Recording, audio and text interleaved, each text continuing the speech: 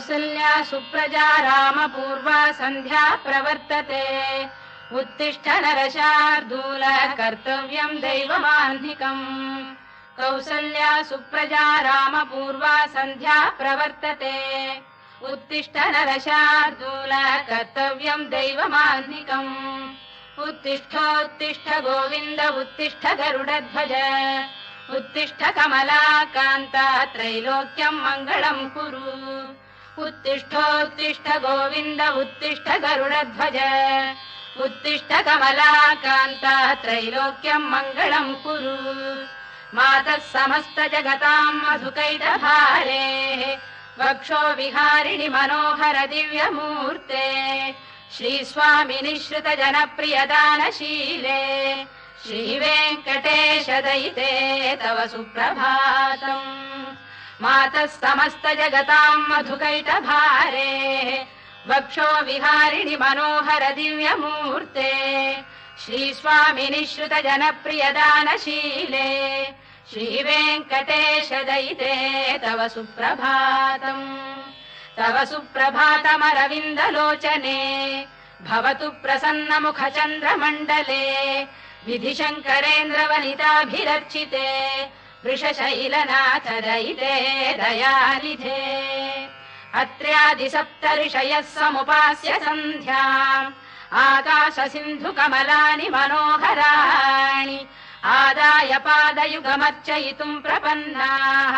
शेषाद्रिशेखर विभो तव सुप्रभातम् पञ्चाननाब्ज भव षण्मुखवासवाद्याः त्रैविक्रमादिचरितम् विबुधास्तुवन्ति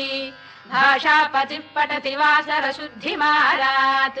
शेषाद्रिशेखर विभो तव सुप्रभातम् ईषत्प्रफुल्ल सरसीरुहनारिकेलपूगद्रुमादिसुमनोहर पालिकानाम् आवाति मन्दमनिलः सह दिव्यगन्धैः शेषाद्रिशेखर विभो तव सुप्रभातम् उन्मील्य नेत्रयुगमुत्तम पञ्जरस्थाः पात्रावशिष्ट कदलीफलपायसानि भुक्त्वा सलीलमथकेलिशुकाः पठन्ति शेषाद्रिशेखर विभो तव सुप्रभातम् तन्त्री प्रकर्ष मधुरस्वनया विपञ्च गायत्यनन्दचरितम् तव नारदोऽपि भाषा समग्रमसहृत्करचाररम्यम् शेषाद्रिशेखर विभो तव सुप्रभातम् भृङ्गावळी च मकरन्दरसानुविद्ध जङ्गारगीत निनदैः सह सेवनाय गिर्यात्युपान्त सरसी कमलोदरेभ्यः शेषाद्रिशेखर विभो तव सुप्रभातम् योषा गणेन वरदध्नि विमथ्यमाने घोषालयेषु दधिमन्थन तीव्र घोषाः रोषात् कलिम् विदधते ककुभश्च कुम्भाः शेषाद्रिशेखर विभो तव सुप्रभातम् पद्मेश मित्र शतपत्र गतालिवर्गाः हर्तुम् श्रियम् कुवलयस्य निजाङ्गलक्ष्म्या भेरी निनादमिव बिभ्रति तीव्रनादम् शेषाद्रिशेखर विभो तव सुप्रभातम् श्रीमन्नभीष्टवरदाखिल लोकबन्धो श्री श्रीनिवास जगदेक दयैक सिन्धो श्रीदेवतागृह भुजान्तर दिव्यमूर्ते श्रीवेङ्कटाचलपते तव सुप्रभातम् श्रीमन्नभीष्टवरदाखिल लोकबन्धो श्री श्रीनिवास जगदेक दयैक सिन्धो श्रीदेवतागृह भुजान्तर दिव्यमूर्ते श्रीवेङ्कटाचलपते तव सुप्रभातम् श्रीस्वामि पुष्करिणिका प्लव निर्मलाङ्गाः श्रेयोर्थिनो हर विरिञ्च सनन्दनाद्याः द्वारे वसन्ति वरवेत्र हतोत्तमाङ्गाः श्रीवेङ्कटाचलपते तव सुप्रभातम् श्रीशेषशैल गरुडाचल वेङ्कटाद्रिनारायणाद्रिवृषभाद्रिवृषाद्रिमुख्याम् आख्याम् त्वदीय वसतेरनिशम् वदन्ति श्रीवेङ्कटाचलपते तव सुप्रभातम् सेवा परा शिव सुरेश कृशानुधर्म रक्षोऽम्बुनाथ पवमान धनाधिनाथाः बद्धाञ्जलि प्रविलसन् निज शीर्षदेशाः श्रीवेङ्कटाचलपते तव सुप्रभातम् घाटीषु ते विहगराज मृगाधिराज नागाधिराज गजराज हयाधिराजाः स्वस्वाधिकारमहिमाधिकमर्थयन्ते श्रीवेङ्कटाचलपते तव सुप्रभातम् सूर्येन्दुभौम बुधवाक्पदिकाव्यसौरिस्वर्भानुकेतुदिविषत्परिषत्प्रधानाः त्वद्दासदासचरमावधिदासदासाः श्रीवेङ्कटाचलपते तव सुप्रभातम् त्वत्पादधूलिभरितस्फुरितोत्तमाङ्गाः स्वर्गापवर्गनिरपेक्ष निजान्तरङ्गाः कल्पागमाकलनयाकुलताम् लभन्ते श्रीवेङ्कटाचलपते तव सुप्रभातम् त्वद्गोपुराग्रशिखराणि निरीक्षमाणाः स्वर्गापवर्गपदवीम् परमाम् श्रयन्तः मर्त्या मनुष्य भुवने मतिमाश्रयन्ते श्रीवेङ्कटाचलपते तव सुप्रभातम् श्रीभूविनायक दयादिगुणामृताब्धे देवादिदेव जगदेक शरण्यमूर्ते श्रीमन्ननन्त गरुडाधिभिरर्चिताङ्घ्रे श्रीवेङ्कटाचलपते तव सुप्रभातम् श्रीपद्मनाभ पुरुषोत्तम वासुदेव वैकुण्ठ माधव जनार्दन चक्रपाणे श्रीवत्स चिह्न शरणागत पारिजात श्रीवेङ्कटाचलपते तव सुप्रभातम् कन्दर्पदर्पहर सुन्दर दिव्यमूर्ते कान्ताकुजाम्बुरुह कुड्मललोल दृष्टे कल्याण निर्मल गुणाकर दिव्य कीर्ते श्रीवेङ्कटाचलपते तव सुप्रभातम् मीनाकृते कमठकोल नृसिंहवर्णिन् स्वामीन् परश्वत तपोधन रामचन्द्र शेषांश रामयदुनन्दन कल्किरूप श्रीवेङ्कटाचलपते तव सुप्रभातम् लेलालवङ्ग घनसार सुगन्धितीर्थम् दिव्यम् वियस्सरिति हेम घटेषु पूर्णम् धृत्वाद्य वैदिक शिखामणयः प्रहृष्टाः तिष्ठन्ति वेङ्कटपते तव सुप्रभातम् भास्वानुदेति विगचानि सरोरुहाणि सम्पूरयन्ति निनदैः कगुभो विहङ्गाः श्रीवैष्णवाः सततमर्थितमङ्गलास्ते धामाश्रयन्ति तव वेङ्कट सुप्रभातम् ब्रह्मादयः सुरवराः समहर्षयस्ते सन्तः सनन्दन मुखास्तव योगिवर्याः धामान्तिके तव हि मङ्गलवस्तु हस्ताः श्रीवेङ्कटाचलपते तव सुप्रभातम् लक्ष्मीनिवास निरवद्य गुणैक सिन्धो संसार सागर समुत्तरणैक सेतो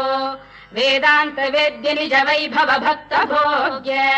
श्रीवेङ्कटाचलपते तव सुप्रभातम् लक्ष्मीनिवास निरवद्य गुणैक सिन्धो संसार सागर समुत्तरणैक सेतो वेदान्त वेद्य निज वैभव भक्त भोग्य श्रीवेङ्कटाचलपते तव सुप्रभातम् इत्थम् वृषाचलपतेरिह सुप्रभातम् ये मानवाः प्रतिदिनम् पठितुम् प्रवृत्ताः तेषाम् प्रभात समये स्मृतिरङ्गभाजाम् प्रज्ञाम् परार्थ सुलभाम् परमाम् प्रसूते इत्थम् वृषाचलपतेरिह सुप्रभातम् ये मानवाः प्रतिदिनम् पठितुम् प्रवृत्ताः तेषाम् प्रभात समये स्मृतिरङ्गभाजाम् प्रज्ञाम् परार्थ सुलभाम् परमाम् प्रसूते कमलाकुच चूचुक कुङ्कुमतो नियतारुणितातुल नीलतनो कमलायतलोचन लोकपते विजयी भव वेङ्कटशैलपते कमलाकुच चूचुक कुङ्कुमतो नियतारुणितातुल नीलतनो कमलायतलोचन लोकपते विजयी भव वेङ्कटशैलपते चतुर्मुख षण्मुख पञ्चमुख प्रमुखाखिल दैवत मौलिमणे शरणागत वत्सल सारनिधे परिपालय माम् वृषशैलपते अतिवेलतया तव दुर्विषहैरनुवेल कृतैरपराधशतैः भरितं त्वरितं वृषशैलपते परया कृपया परिपाहि हरे अधिवेङ्कटशैलमुदारमतेर्जनताभिमताधिकदानरतात् परदेवतया गदितान्निगमै कमलादयितान्न परं कलये कलवेणुरवावशगोपवधू शरकोटिवृता स्मरकोटिसमात् रतिवल्लविकाभिमतात् सुखदात् वसुदेवसुतान्न परं कलये अभिराम गुणाकरदाशरथे जगदेकधनुर्धर धीरमते रघुनायक राम रमेश विभो वरदो भवदेव दया जलधे अवनीतनया कमनीय करं रजनीकर चारुमुखाम्बुरुहम्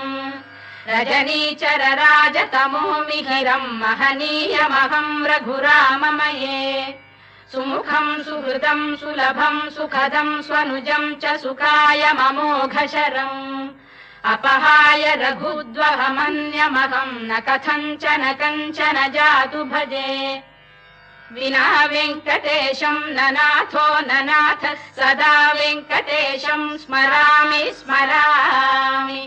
हरे वेङ्कटेश प्रसीद प्रसीद प्रियं वेङ्कटेश प्रयच्छ प्रयच्छ विना वेङ्कटेशं ननाथो ननाथः सदा वेङ्कटेशं स्मरामि स्मरामि हरे वेङ्कटेश प्रसीद प्रसीद प्रियं वेङ्कटेश प्रयच्छ प्रयच्छ अहं दूरतस्ते पदाम्भोजयुग्म प्रणामे क्षयागत्य सेवां करोमि सकृत्सेवया नित्यसेवा फलं त्वं प्रयच्छ प्रयच्छ प्रभो वेङ्कटेश अज्ञानिना मया दोषान् शेषान् विहितान् हरे क्षमस्वत्वं क्षमस्वत्वं शेषशैलशिखामणे अज्ञानिना मया दोषान् शेषान् विहितान् हरे क्षमस्वत्वं क्षमस्वत्वं शेषशैलशिखामणे ईशानां जगतोऽस्य वेङ्कटपतेर्विष्णोः परां प्रेयसीम् तद्वक्षस्थलनित्यवासरसिकां तत्क्षान्तिसंवर्धिनीम् पद्मालङ्कृतपाणिपल्लवयुगां पद्मासनस्थां श्रियम् वात्सल्यादिगुणोज्ज्वलां भगवतीं वन्दे जगन्मातरम् ईशानां जगतोऽस्य वेङ्कटपतेर्विष्णोः परां प्रेयसीम् तद्वक्षस्थलनित्यवासरसिकां तत्क्षान्तिसंवर्धिनीम् पद्मालङ्कृतपाणिपल्लवयुगां पद्मासनस्थां श्रियम् वात्सल्यादिगुणोज्ज्वलां भगवतीं वन्दे जगन्मातरम् श्रीमन्कृपाजलनिधे कृत सर्वलोक सर्वज्ञ शक्तनत वत्सल सर्वशेषिन् स्वामिन् सुशील सुलभाश्रित पारिजात श्रीवेङ्कटेश चरणौ शरणं प्रपद्ये श्रीमन्कृपाजलनिधे कृत सर्वलोक सर्वज्ञ शक्तनत वत्सल सर्वशेषिन् स्वामिन् सुशील सुलभाश्रित पारिजात श्रीवेङ्कटेश चरणौ शरणं प्रपद्ये आनूपुरार्पित सुजात सुगन्धि पुष्प सौरभ्य सौरभकरौ समसन्निवेशौ सौम्यौ सदानुभवनेऽपि नवानुभाव्यौ श्रीवेङ्कटेश चरणौ शरणं प्रपद्ये सद्यो विकासि समुदित्व रसान्द्र राग सौरभ्य निर्भर सरोरुह साम्यवार्ताम् सम्यक्षु साहस पदेषु विलेखयन्तौ श्रीवेङ्कटेश चरणौ शरणं प्रपद्ये रेखामयध्वज सुधाकलशातपद्रवज्राङ्कुशाम्बुरुह कल्पक शङ्ख चक्रैः भव्यैरलङ्कृततलौ परतत्त्वचिह्नैः श्रीवेङ्कटेश चरणौ शरणं प्रपद्ये ताम्रोदरद्युतिपराजित पद्मरागौ बाह्यैर्महोभिरभिभूत महेन्द्रनीलौ उद्यन्नखांशुभिरुदस्त शशाङ्कभासौ श्रीवेङ्कटेश चरणौ शरणं प्रपद्ये सप्रेम भीति कमलाकर पल्लवाभ्याम् संवाहनेऽपि सवधिक्लममादधानौ